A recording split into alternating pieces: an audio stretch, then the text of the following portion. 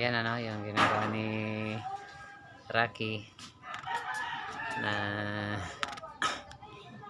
ibubulkasil yung mga butas sa yero, malaking butas. Nakasampo na siyang tapal ng bulkasil, pero yun yung pinakamalaki na tumutulo sa loob ng bahay. Kamalaki.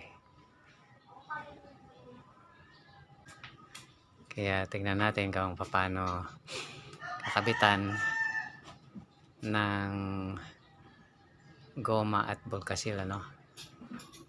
Ayan. Ayan, ano.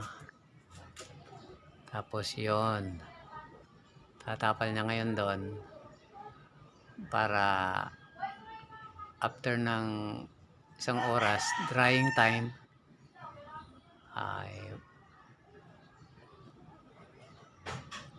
matesting. Pero yan ang ginawa sa Dumaran, no?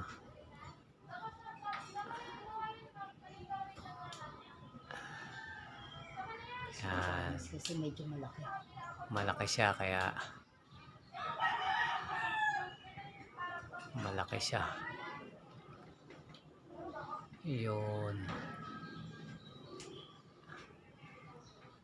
Sampo mula kanina na mas maliliit. Yan yung iba. Matindi ang ulan ngayon dito sa Puerto Princesa. Maraming lugar na may baha. Kailang araw nang nag-uulan. Kaya kailangan mag-repair. Dito kasi nakapupus kasi iaangat ko ito doon. Di makikita yan.